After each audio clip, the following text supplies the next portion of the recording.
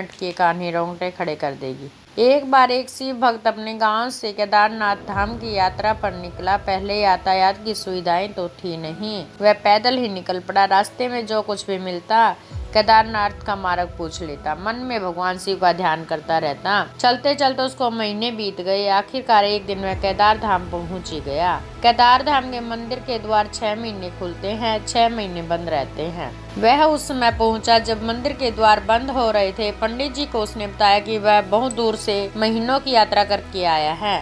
पंडित जी से प्रार्थना की, कृपा करके दरवाजे खोलकर प्रभु के दर्शन करवा दीजिए। लेकिन वहाँ का तो नियम है, एक बार बंद तो बंद, नियम तो नियम होता है। वह बहुत रोया, बार बार भगवान शिव को याद किया कि प्रभु बस एक बार दर्शन करा दो। वह प्रार्थना कर रहा था सभी से, लेकिन किसी ने भी नहीं सुनी। पंडित जी बोले, अब यहाँ 6 महीने बाद आना, 6 महीने बाद यहाँ के दरवाजे खुलेंगे। यहाँ 6 महीने बर्फ और ठंड पड़ती है। और सभी जन वहाँ से चले गए। वह वहीं पर रोता रहा। रोते रोते रात होने लगी, चारों तरफ अंधेरा हो गया। लेकिन उसे विश्वास था कि अपने शिव पर कि वो जरूर कृपा करेंगे। उसे बहुत प्यास और भूख भी लग रही थी। उसने किसी के आने की हाट सुनी। देखा एक सन्यासी बाबा उसकी ओर आ रहे हैं। वह सन्यासी बाबा उसके पास आया और पास में बैठ गया और पूछा, बेटा कहाँ से आए हो? उसने सारा हाल सुना दिया। बोला, मेरा आना यहाँ पर व्यर्थ हो गया बाबा जी। बाबा जी ने इसे समझाया और खाने को भी दिया।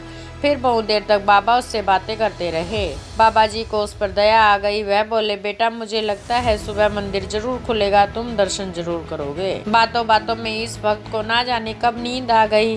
सूर्य के मध्यम प्रकाश के साथ भक्त की आंखें खुली। उसने इधर उधर बाबा को देखा, किंतु वह कहीं नहीं थे। इससे पहले कि वह कुछ समझ पाता, उसने देखा पंडित जी आ रहे हैं अपनी पूरी मंडली के साथ। उसने पंडित को प्रणाम किया और बोला, कल आपने तो कहा था मंदिर 6 महीने बाद खुलेगा और इस बीच कोई नहीं आएगा यहाँ, लेकिन आप तो सुबह ही आ गए। पंडित जी ने उसे गौर से देखा, पहचानने की कोशिश की और पूछा, तुम वही हो जो मंदिर का द्वार बंद होने पर आए थे और जो मुझे मिले थे? 6 महीने होते ही वापस आ गए। उस आदमी ने आश्चर्य से कहा, नहीं मैं कहीं नहीं गया, कल ही तो आप मिले थे। रात में मैं यहीं सो गया था, मैं कहीं नहीं गया। पंडित जी के आश्चर्य का ठिकाना नहीं था। उन्होंने कहा, लेकिन मैं तो 6 महीने पहले मंदिर बंद करके गया था और आज 6 महीने बाद आया हूँ। तुम 6 महीने तक यहाँ पर जिंदा कैसे रह सकते हो? पंडित जी और सारी मंडली हैरान थी। इतनी सर्दी में एक अकेला व्यक्ति कैसे 6 महीने तक जिंदा रह सकता है? तब उस भक्त ने उनको सन्यासी बाबा के मिलने और उसके साथ की गई सारी बातें बता दी।